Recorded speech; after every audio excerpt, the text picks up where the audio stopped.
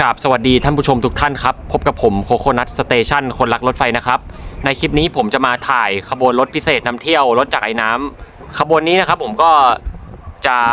มาที่สถานีชุมทางฉะเชิงเทรานะครับซึ่งขบวนรถจักรไอ้น้ำในคลิปนี้ก็วิ่งในโอกาสวันพ่อแห่งชาตินะครับซึ่งตรงกับวันที่5 ธันวาคมของทุกปีนะครับถ้าพร้อมแล้วไปชมกันเลยครับ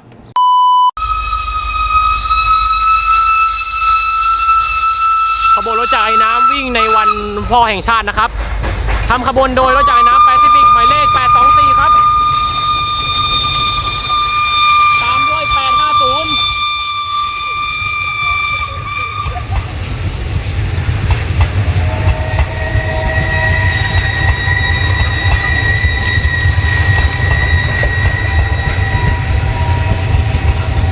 นี่นะครับติดกับป้ายชุมทางฉะเชิงเทรานะครับ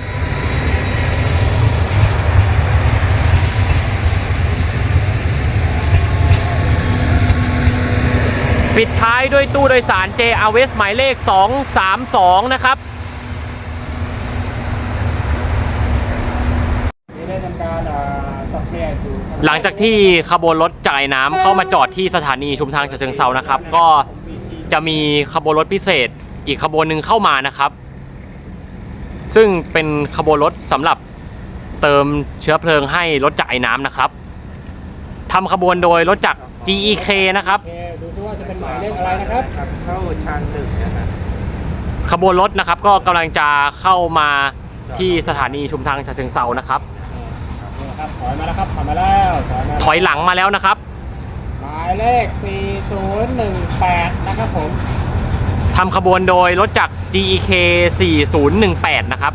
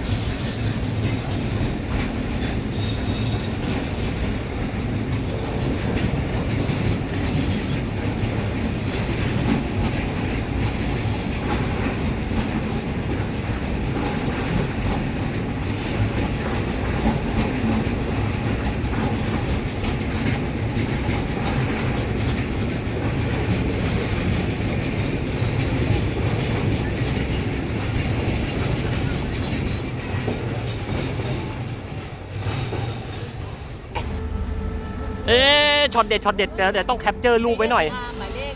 5108ครับทำขบวนรถสินค้า CSR 5108โอ้โหไม่ค่อยได้เห็นนานเลย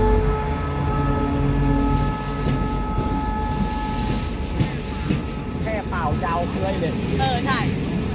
มันน่าโดดขึ้นไปมีรถมันน่าโดดขึ้นไปนั่งอ่ะเฮ้ยเห็นคอนเทนเนอร์แล้ว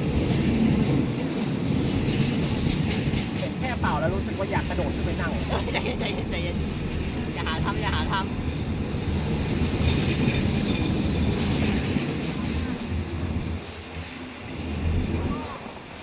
โอ้โหตู้สินค้าบริษัทเมิร์กทั้ง2ตัวที่ตู้เมิร์กอันใหญ่เอาของเมิร์กอีกง่ายแล้วมีของซีโคด้วยซีโคโอ้ยมึนหัว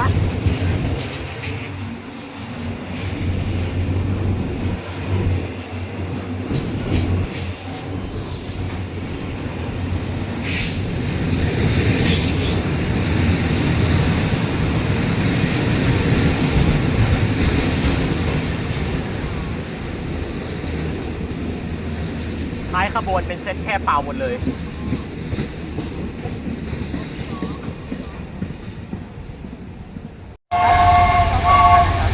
ตอนนี้หัวรถจักรไอ้น้ำก็กำลังจะทำการสับเปลี่ยนเป็นขบวนเที่ยวกลับเข้าสถานีรถไฟกรุงเทพนะครับคันนำเป็นหมายเลข850นะครับตามด้วย824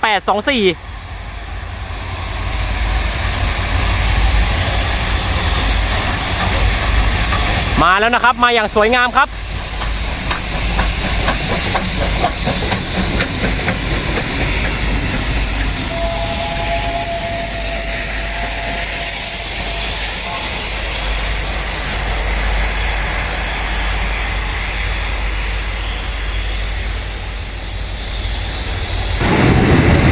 ตอนนี้นะครับขบวนรถจักรไอ้น้ำก็ได้ทำการจัดริ้วขบวนเพื่อทำการเข้าไปที่สถานีกรุงเทพหัวลำโพงนะครับ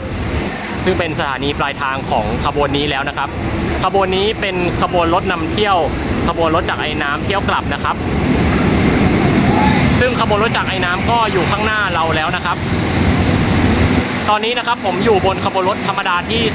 284จุกเสม็ดกรุงเทพนะครับผมจะไปลงที่สถานีรถไฟกรุงเทพนะครับเพื่อที่จะรอดักถ่ายขบวนรถจักรไอ้น้ำนะครับ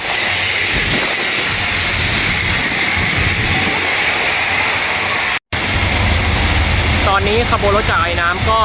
ถึงสถานีกรุงเทพหัวลำโพงแล้วนะครับ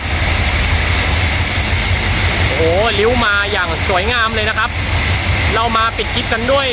บรรยากาศขบวนรถจักรไอ้น้ำในตอนนี้เลยนะครับสำหรับใครที่ชื่นชอบคลิปนี้ก็อย่าลืมกดไลค์กดแชร์กดติดตามด้วยนะครับและที่สำคัญอย่าลืมกดกระดิ่งแจ้งเตือนเอาไว้ด้วยนะครับเพื่อที่จะได้ไม่พลาดคลิปใหม่ๆของช่องโคโคนัทสเตชันคนรักรถไฟนะครับสำหรับคลิปวิดีโอนี้สวัสดีครับ